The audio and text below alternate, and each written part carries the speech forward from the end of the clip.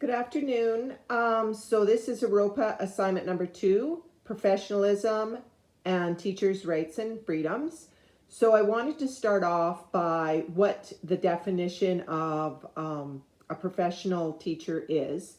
So it is someone that follows laws both by ATA and criminal law, acts as a professional and acts morally and honorably according to the codes and the policies that are put out towards or put forth by the school boards in which you are employed.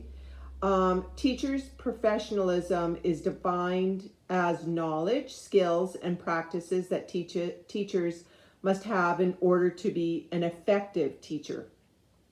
So you want to be knowledgeable, you want to be enthusiastic about the material, creating supportive and respectful classroom environments, building authentic relationships with your students, being organized, planning ahead. You're expected to be ethically as well as being an ethical role model.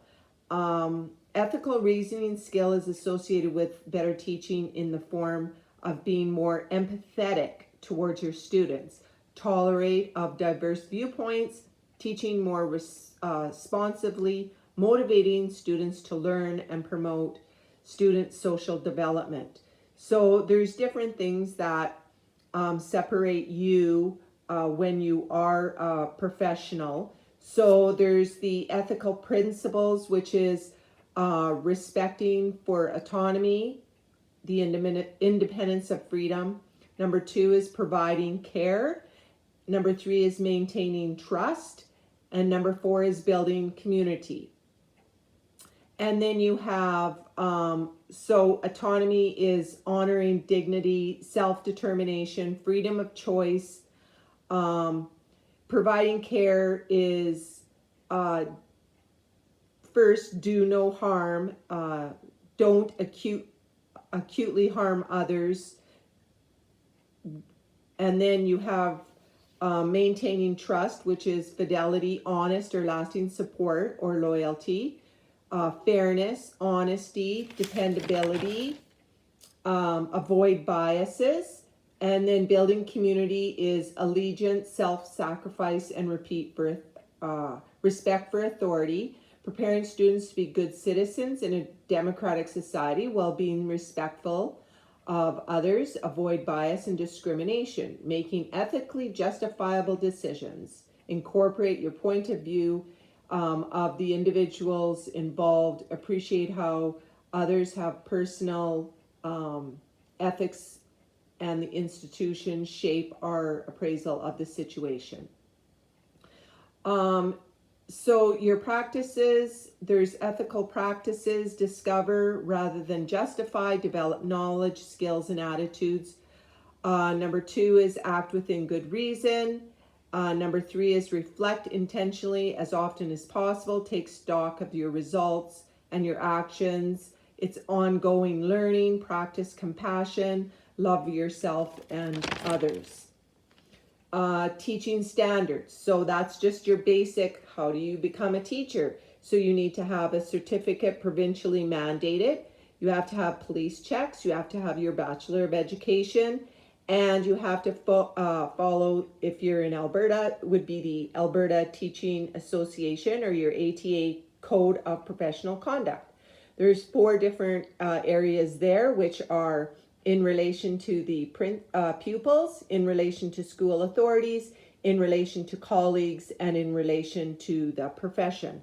So those are basically the things that are laid out for you that you have to do on an ongoing basis. So acting professionally is making sure that everybody is treated with fairness. That includes, the pupils, your colleagues, the administration, just treating everybody with respect and making sure that everybody kind of has their say, and you still go through all the things like listening and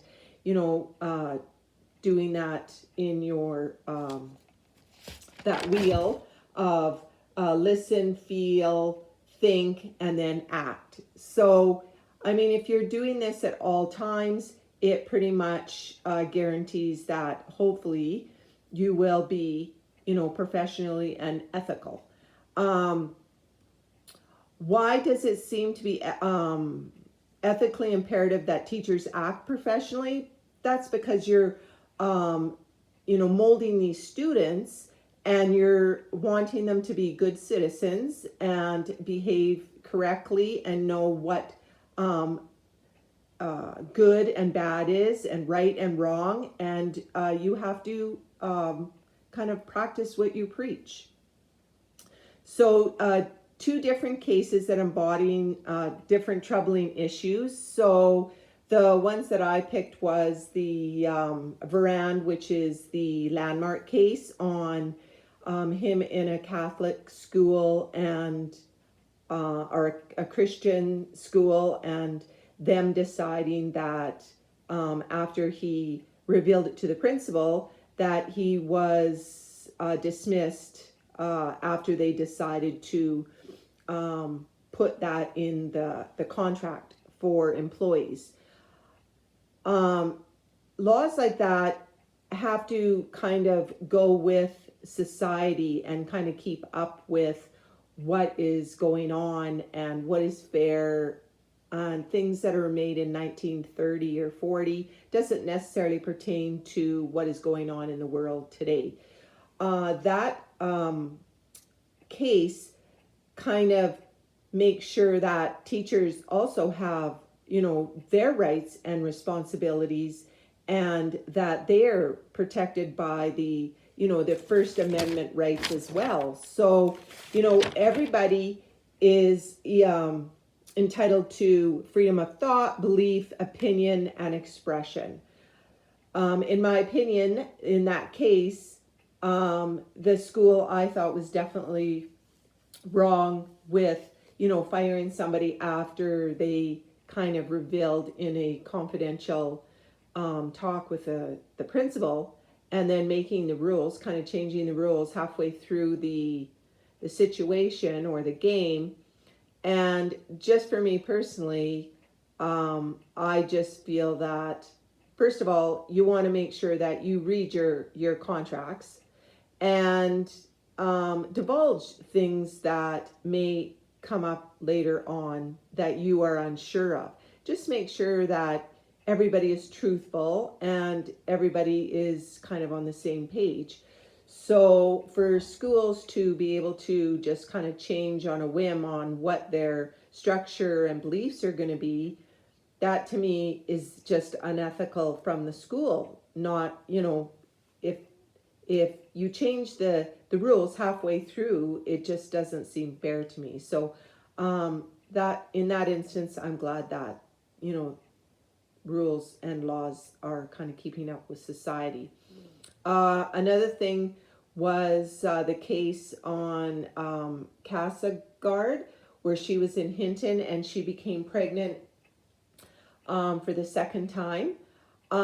In that instance, you do have, like I said, rights as teachers too on freedom of religion and stuff. But in your contract, where it says that, if we hire you, you are going to believe in this religion and these are the beliefs that we believe in, having her do it 2 times. I mean, I thought the school board was quite generous in, saying to her, well, if you, we'll let this go by this time, but we don't want to see this happen again. Like, in your contract, you have to, like, if that's what it says what you're supposed to do, if you don't want to do that, then I suggest don't get hired by that school. Like, you have to read the fine print and make sure that you have the same beliefs as the school board that you are going to work for. The first case that I cited was, they changed the rules halfway through. So that to me was unfair. But when the rules are out there, set out in front of you, and you sign that piece of paper saying that you agree with everything, same thing. You can't change your rules halfway through either. So those are the two cases that I chose to discuss, just because they were kind of about freedom of, religion and rights and beliefs and stuff. But they're totally different. And I do realize that every case is, has a lot of different background uh, things that go along with it. So everything is decided on a case by case merit. And so, but I mean, if everything is laid out for you, and you know, what you're going into and getting into, teachers have a huge responsibility. And if you didn't believe in that to begin with, I think you're in the wrong profession. um, I mean, sometimes it does seem unfair, but it's kind of what you decided that you wanted to do. And you have to go into your career choices with your eyes wide open, not, naive and not knowing. You have to do your homework and be prepared. So teachers do have a huge uh, responsibility. And I think that, just making sure that you're educated yourself and you know what's going on, and like I said, if you question whether you should be doing something or not, that's probably a time that you shouldn't be doing it. And you should err on the caution that, maybe I should rethink this, or stop and think before you do something.